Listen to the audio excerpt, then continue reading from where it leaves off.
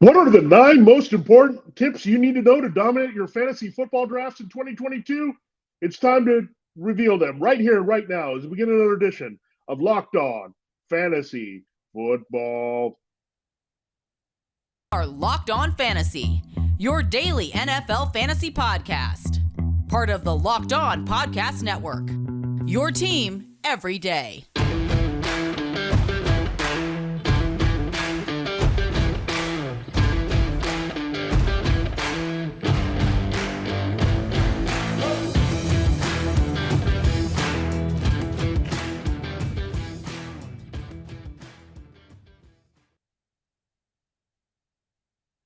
Greetings, everyone, and welcome to another edition of the Locked On Fantasy Football Podcast. As usual, I'm your host, Vinnie Iyer. When I'm not doing this, I'm writing about NFL and fantasy football at sportingnews.com. You can check out my week one picks there against the spread. We also have all the things you need there, rankings, sleepers, busts, all the cheat sheets you still need here to take care of the last few fantasy football drafts you have in 2022. Everyone seems to be waiting now until the last minute. It's a smart move. Wait as long as possible until that season opener this year, Thursday night, Bills and Rams. So we've given you a lot of draft advice here on the show over the past month.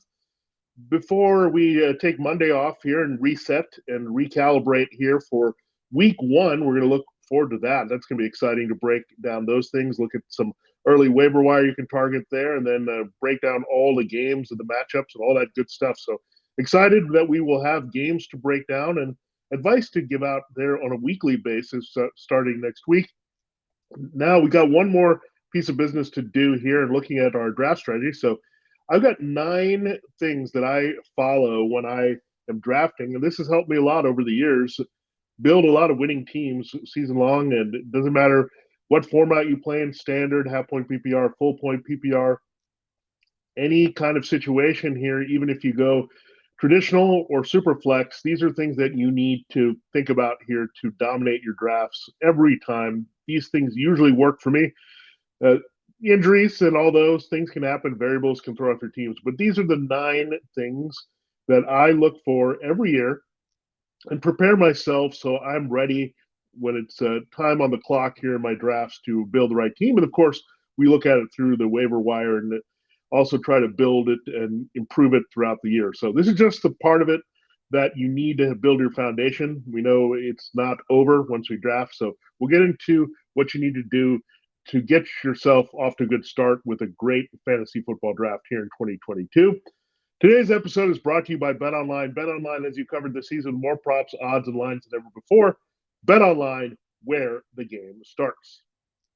All right, let's dive into my number one rule. Always look one pick ahead, even when you're looking at what you're going to do in the first round. So at least one pick ahead that I would look at, because you need to know, okay, you're taking Jonathan Taylor, you've got the number one overall pick, but what's likely to come back to me when I have to wait that long to the turn there with the draft and the multiple picks I'm going to have there in round 2 and round 3? How does that play out? So that's what you're looking for. So when you go down, you look at the rankings, who might be available there. You might be forced into a situation where, okay, I have my running back and I have a little bit of advantage of that position. So you might be targeting wide receiver and tight end there, and you might try to pull off a turn of Mark Andrews, maybe Mike Evans or Deebo Samuel in that turn, or might say, okay, I do want to have my backfield taken care of depending on the rules of your league. And if the scarcity happens there at running back, all of a sudden, if you sense a drop off come in there, you might want to grab one of those running backs before you have to wait again, like such as a Javonte Williams or James Conner, knowing that you're not going to get a pick for a while. So when you're looking at the picks, you're always looking not just at the pick you're going to make, but what is it going to cost you later? What are the values you're going to get? What position can be on the board there? So again, if you're going running back early in the first round, you got to look at what wide receivers can I get? Do I want to go a couple RBs here? What is the most likely scenario that's going to happen with whatever I choose to do in the first round? What is going to happen in the next round to build on this team? And then you start doing it more and more, where I like to just keep looking at all the values, and this is where doing a lot of mock drafts before helps. It's also helpful to look at rankings and ADP lists, so you know what type of players are available and are the best values for your draft positions there. So if you're drafting one and Jonathan Taylor's one, obviously you go there, but you also want to look at the end of round 2 where you're looking at the 24 and 25 and see what you can get there. That's also important when you're building your draft strategy here. And what I found helpful as we look ahead beyond the first round with our first and second picks is actually scripting the first 5 rounds. And this is what I did recently in a draft. It was really helpful. And I'm not saying you're going to lock into a player, so I'm going to get this player at this round, but it's more the strategies you're going to be thinking about. I'm going to get this player at this position. If not, I'm going here. And I did that pretty well with my draft. I had quarterback on the board a few times if this player is available.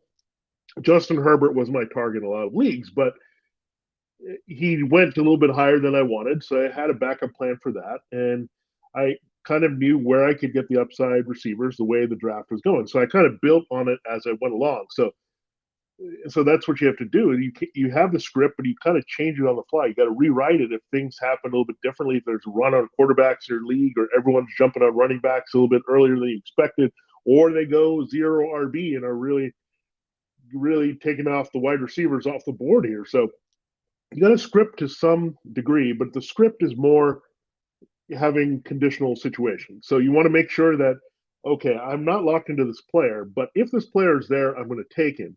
But then you look at the different players that might be appealing as well. You also look at the depth of the position. I have a group of wide receivers that I think are very similar, where I have Gabriel Davis and Rashad Bateman, Elijah Moore, a lot of these upside wide receivers there that you're looking at. And I kind of look at them all the same. So I put on my list Darnell Mooney being the top of that list, that I was going to get one of these receivers in a particular round. I didn't say which one. It was more what came to me and what I felt with. And I ended up with both of them because I was going to go quarterback, but the plan got thrown off where you had Justin Herbert, a good value I like. Lamar Jackson was also on my board, but they went a little bit early. Jalen Hurts. So I just pivoted and went in a different direction.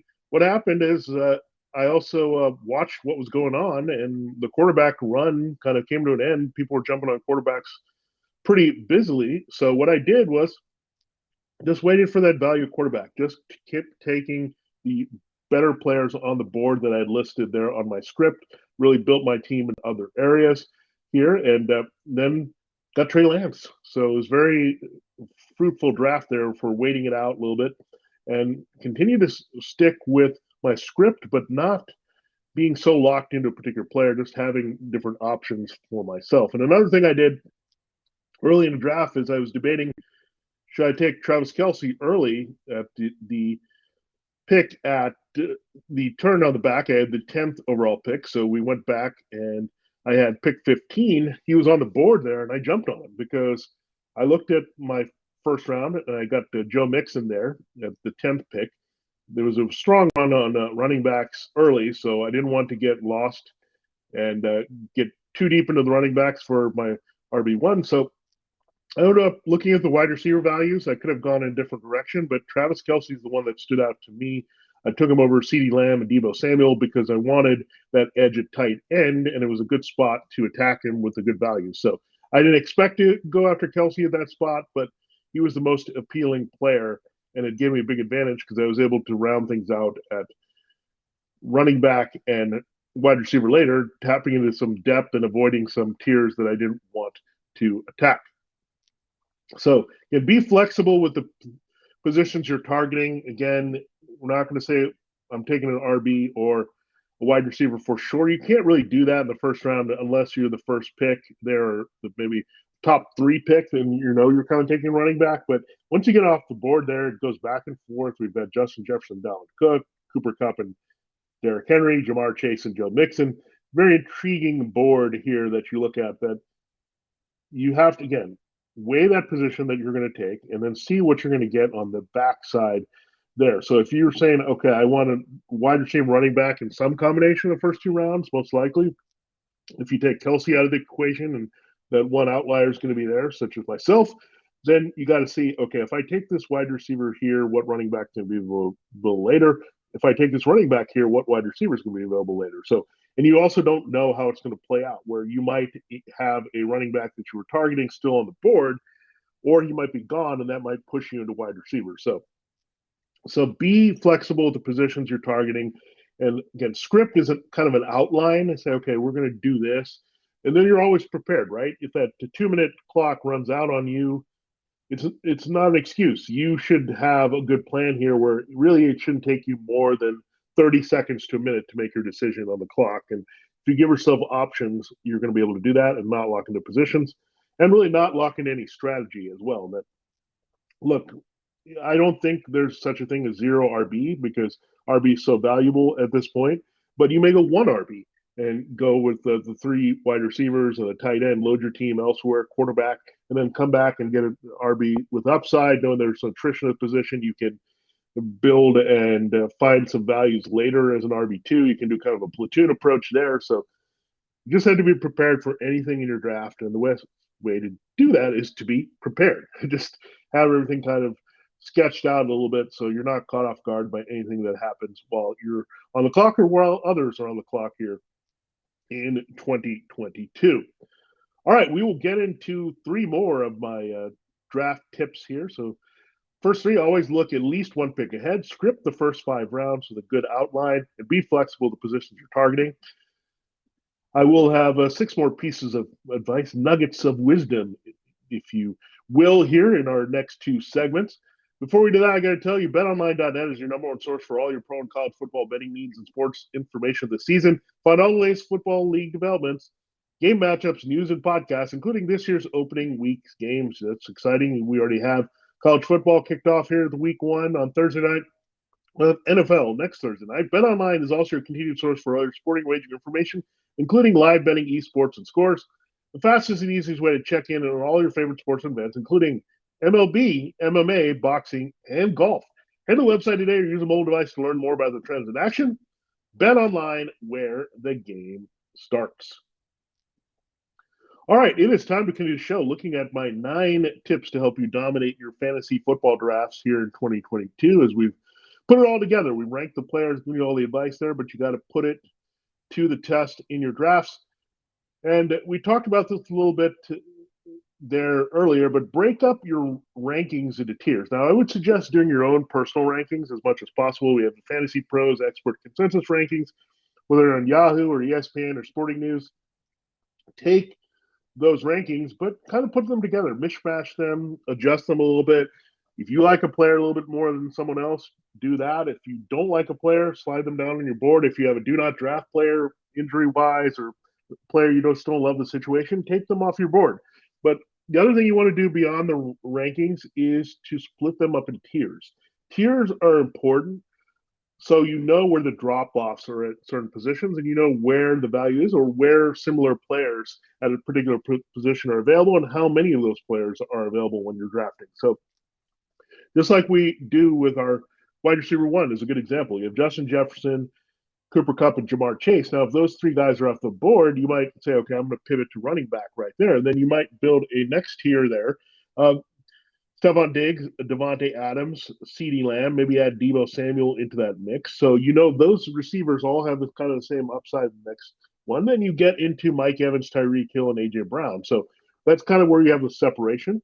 And same thing at running back, right? We know what the top tier is. It's really a bunch of guys here that are equal. John Taylor, Christian McCaffrey, Austin Eckler, Dalvin Cook, Derrick Henry, Joe Mixon, Najee Harris. That is kind of your first tier. Then there's question marks, real question marks when you get beyond those guys. DeAndre Swift is a receiving role, Alvin Kamara, and you have Saquon Barkley. So they're like a mini tier by themselves. Then Aaron Jones, Leonard Fournette, Nick Chubb. So then you know how it breaks up. And if there's player of a similar position available, you might go in a different direction. Where, okay, so I see that I can still get Nick Chubb, so I want to go to CeeDee Lamb here at this pick, or vice versa. So you have to think about that when you're making the picks there for sure. So, and really, again, this is just about knowing where the drop-offs are, so you're not forcing yourself into a player that's not going to have much more value than that other player at the position. Like, do we really know who's going to give us better return here between,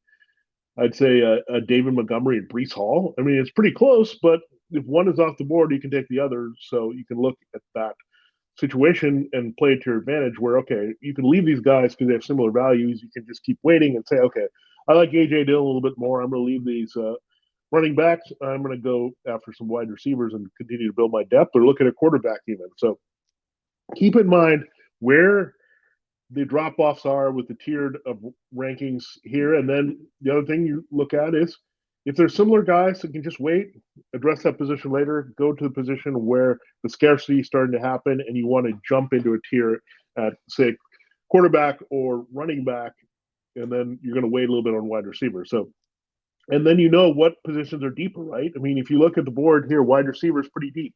We know kind of how tight end is split up. You got the three guys at the top there in Travis Kelsey, Mark Andrews, and Kyle Pitts, and then you get into the middle guys, George Kittle and Darren Waller and Dalton Schultz and TJ Hawkinson and Dallas Goedert. So you know how that's broken up. So if you don't get those guys early, you go wait for that middle. If you don't hit that middle, go a little bit later, try to get the Cole Kmets and Pat Freeboots of the world. So again, it just helps you know when to target a player and know that you're getting a good return on investment and you're not reaching at a particular position. So that's what it really does when you break up your rankings into tiers to recognize the drop-offs and similar players.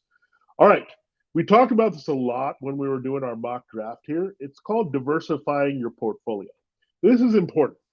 This is maybe an underrated skill in fantasy football drafting, and that means you're going to be looking at just having a good mix of players that you got a guy that's durable with a guy that is a high risk, high reward based on durability.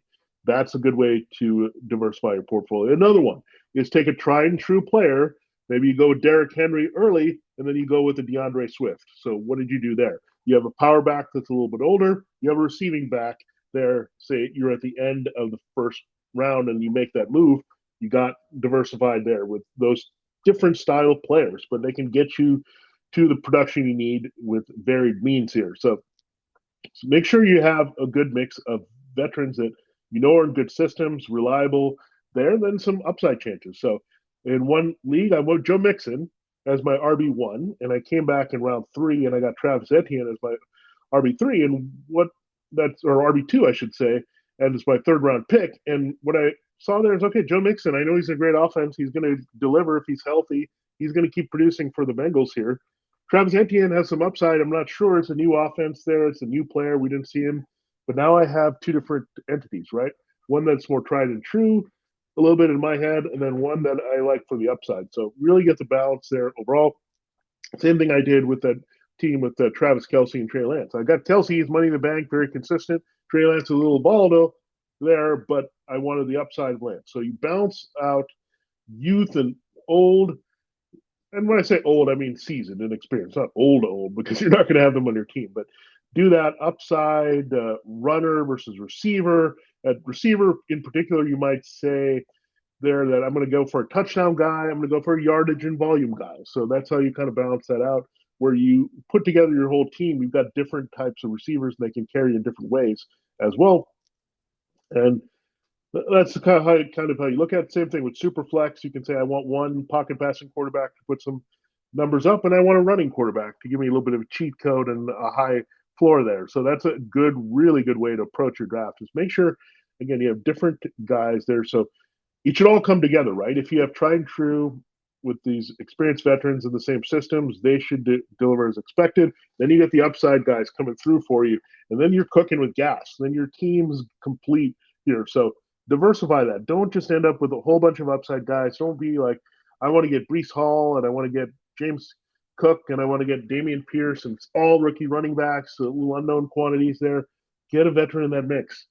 Or if you have a guy, maybe Cortland Sutton coming off a knee injury, you can't say I'm going all in. I love Cortland Sutton, but you need to get a guy that's pretty durable at that position. So you might say, okay, I'm going to get someone a little bit earlier that's durable or someone later that's durable at that position. Maybe it's a Brandon Cooks that you knows money in the bank is going to be there every week. So that's how you kind of break it down here when you're looking at players and make sure you have a good mix of players, again, seasoned and new and all different styles of players as well. That's going to help you be the most successful because, again, you can have different guy carry you each week. And that's what you're trying to do as well, is that you have some guys that can blow up and carry your team at different times in different ways, and that's going to make your team more effective on a weekly basis as well, winning your matchups. So I cannot emphasize diversifying your portfolio as much as possible. That's what we do, right? In stocks and investing, you want to have some growth stocks and stocks that are in an exciting new industry.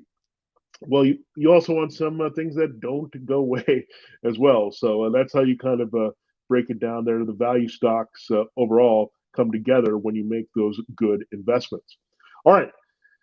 My last tip in this segment that we'll break down is load up on quality depth at weaker positions. So this is something I always do. I know exactly what position is weak, and I kind of hit it hard, or I have a few question marks there. So in the draft that I got Travis Kelsey in round 2 behind Joe Mixon, and I told you Trey Lance was a bit later. What I did there was made sure that I really loaded up on wide receiver because I had to wait a while to take my first receiver. He was AJ Brown. So I like AJ Brown on the upside, but he's a guy going to a new team, has some injury issues. So I knew that right away. That was my weak spot, right? Tight end is my strongest spot. And quarterback, I'm pretty confident in with Trey Lance on the upside. So I said, I need to go after wide receiver, and I end up with Mixon and Etienne. So I had pretty good backs there. So I looked at AJ Brown. I said, who could I pair with him to get some upside there? So I gave myself Darnell Mooney. Later in the draft, I got Gabriel Davis, get some upside in there with that pick, and really just make sure that I had enough wide receiver depth there. And then running back, I feel like you can never have enough. So I added some Ken Walker and James Cook. So I figure just in case things don't work out for Travis Etienne, I got to have a contingency. So I saw RB2 and wide receiver like 2, 3 were kind of my weak positions here. So I loaded up as much as possible to get those bets hedged, so to speak. And you can also do that quarterback. I mean, a popular strategy I've talked about a little bit is if you wait late for a quarterback, take 2. So, like, if I had questions about Trey Lance, I would take an upside quarterback there, maybe an Aaron Rodgers or even a Justin Fields, or you look at Stafford and Rodgers. People are down on Matthew Stafford and Aaron Rodgers, but if you take them back to back and you put their schedules together, you can get really good value. I decided to wait a little bit and really like the schedule of Ryan Tannehill in relation to Trey Lance. Tannehill was super cheap. I just got him a little bit later, so I might have actually a platoon situation there with Lance and Tannehill, maybe based on the matchups that can play to my advantage. So again, I made sure that I had an option there that I can feel comfortable with to pivot from at some point. And quarterback, we're going to be maybe less concerned about because you can invest a little bit later and find some values there. But really, I knew my wide receivers had some question marks right away with AJ Brown at the top, so I just made sure I had plenty of depth there and upside so I could overcome that and give myself a chance there should it not pan out with my top wide receiver in AJ Brown. All right, so that is another important piece of advice. Load up on quality depth at weaker positions. Here we still have 3 more pieces of advice to give you on today's show as we wrap up our draft prep here on Locked On Fantasy Football for the 2022 season. Make sure you're checking out our sister show. That is Locked On Dynasty. Marcus and Kate and Matt and Ryan do a great job bringing you the keeper and the long-term perspective of fantasy football. So check it out. We're going to get you through the season in winning fashion here. Listen to Locked On Fantasy Football and Locked On Dynasty, your companion pieces to your domination here in 2022. All right, it is time to close the show looking at 3 more tips there that you need. And these are for the later rounds here in our fantasy football draft. So going over what we did before, always look at least 1 pick ahead, even in round 1. Script and outline the first 5 rounds. Be flexible with the positions you're targeting. Break up your rankings into tiers to recognize drop-offs of similar players. Diversify your portfolio with different styles of players. Load up on quality depth at weaker positions. Now, we're up to another key one for me at number 7. Always be thinking about handcuffs and key backups. Now, why do we throw backups in this mix? It's important because there are handcuffs that are available to wide receivers and tight ends as well. Now, handcuffs, we know who they are on the higher end. We know Tony Pollard is the guy that you're going to take behind Ezekiel Elliott. We know that you're going to look there and look at Nyheim Hines for some value behind Jonathan Taylor. Should something happen to him, he should have a bigger role. Or you dig a little deeper and you say, Okay, James Conner has Eno Benjamin there. But however you look at it, with Darrell Williams or Eno Benjamin, you're going to be investing in some type of cheap insurance. So kind of balance out that insurance. So look, you're going to have to pay a premium price to get AJ Dillon. He's a standalone guy, so those guys are a little bit harder to get on your teams. But make sure you're really targeting kind of what's available. And same thing with Nick Chubb and Kareem Hunt. But when Nick Chubb went down, who was the key person in that backfield for the Browns? It was Dearness Johnson, super cheap late drafts. You have Najee Harris, Jalen Warren, the undrafted rookies there. He's super cheap that you could get later in drafts as your handcuff. Or Donta Foreman right now, the new potential backup to Christian McCaffrey. It's very cheap to do this, and it protects if that player goes down. Now, I'm a big proponent of this. Look, for now, it was a little bit tough for the Jaguars, but I put James Robinson on the list later after Travis Etienne. I also went after Samaje Perine after Joe Mixon because I want those backfields, and I don't want to be in dire straits scrambling for the waiver wire looking for budget and trying to figure that out here late. So that's my whole issue is that I don't want people sniping my backups. It happens a lot, and they get to get the benefits of that. Now, you're also going to look at other guys' backup. So if someone's taking Miles Sanders, go ahead and snipe Kenneth Gainwell. It's okay to do that. Or someone has David Montgomery, go after Khalil Herbert. Especially if you're the Montgomery manager, you should go after Herbert instead. So make sure you protect your investment so that way you can invest in that backfield. I know some leagues go with the team backfield, but you can't do that in fantasy football. You're starting an individual here. So you need to make sure you have insurance on the key investments. Now, it's the same thing. You look at the Rams, if Cooper Kupp or Allen Robinson were down high-powered offense, who's going to step up? It's Van Jefferson. With the Bills, if it's Stephon Diggs or Gabriel Davis going down, you might have more Isaiah McKenzie. You might have more of the rookie Khalil Shakir. So be aware of these guys. Another really hot rookie in the same way of Shakir is looking at Isaiah Likely of the Ravens. So if Mark Andrews were going to go down, Isaiah Likely would have a big role. We know what happened to the Ravens last year. Who was a clone there that delivered? Yeah, this is maybe not traditional there, but if you're not worried about who you're going to play during Lamar Jackson's bye, but you just want to protect yourself for when Lamar Jackson might miss time again, you just put in Tyler Huntley. You know what he can do in that offense. It was kind of a plug and play situation for him. Now, it doesn't work with a lot of quarterbacks or tight ends, even like that, but be aware if there's a viable backup that you can look up that you can plug and play there. If you're in a pinch, you don't have to go after the waiver wire. You want that person playing, right? You want Likely in that Ravens offense where they throw to the tight end. There's not a replacement. I did this a few years ago with Ross Dwelly. Yes, Ross Dwelly came through for me because I knew the Cardinals were giving up a lot of touchdowns to tight ends, but I had George Kittle on my team. And I'm like, I need to get a backup for George Kittle. He's hurt.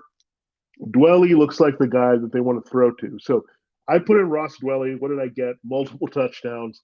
He acted like George Kittle for a week. It was amazing to do that. And so, again, always look for somebody there and kind of stay ahead of it as much as you can. I know roster spots and bye weeks, things you have to factor in, might limit how much you can have there in the way of backup. So keep that in mind as well. But make sure you're investing in insurance for your most important picks there. And look, there also might be unheralded things where if Jackson were to get hurt there in Baltimore, that Huntley may not be as a priority pickup. So that's what you have to weigh as well. The running backs, everyone's going to flock to get that second running back if that first guy goes down or gets hurt. So those are a little bit more premium than the backups at other positions. Well, people don't tend to go after wide receivers and tight ends and quarterbacks that rise up because of injuries as much either. All right. Once you take care of your handcuff and backup plan, be aware of this and know when to target these players because some people can snipe you for them. If the ranking is really low, just wait and get it. Get those players. If you have to do a little bit of premium picking, such as Pollard, you do it a little bit earlier in your drafts. Now, all upside late.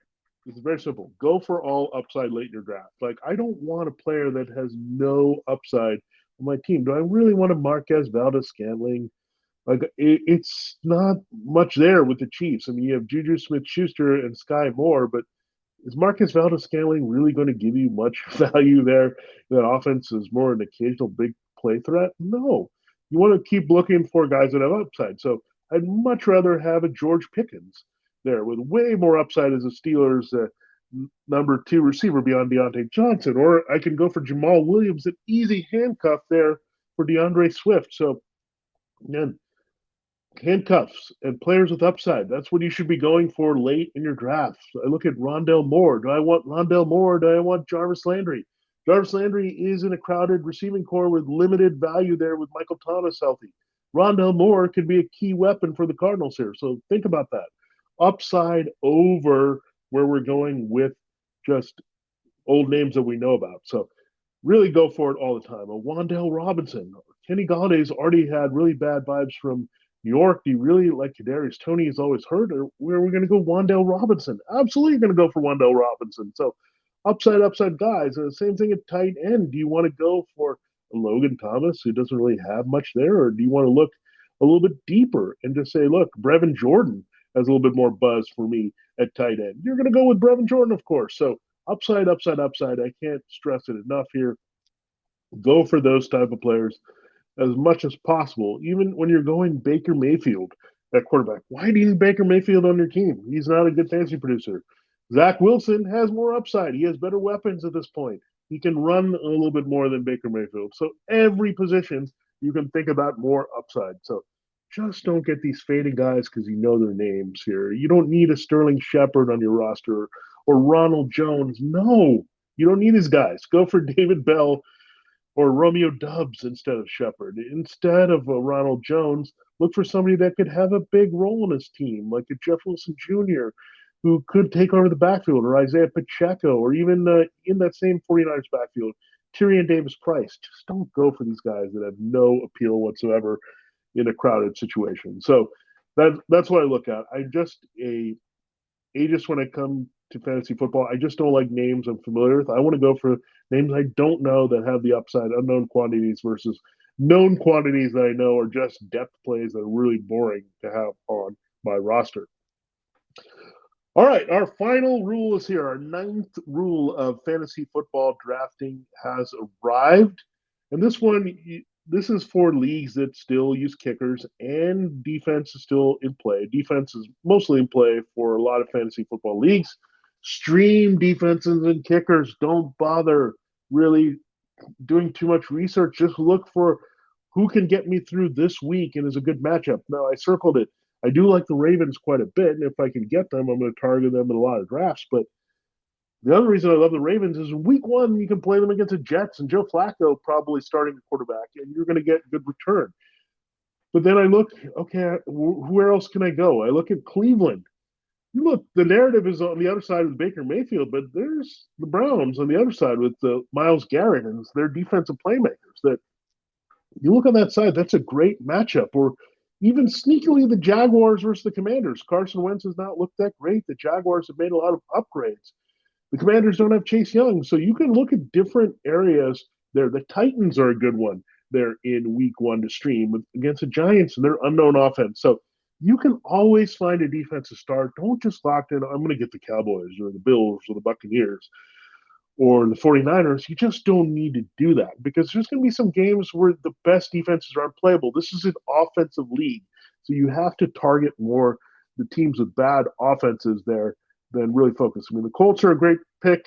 Yeah, in the middle there, you're also playable in week 1 against the Texans. So the defense is so fickle anyway. Even if you look at a matchup that looks great, it can backfire on you because it's all about the plays, the big plays being made, and the turnovers and all that.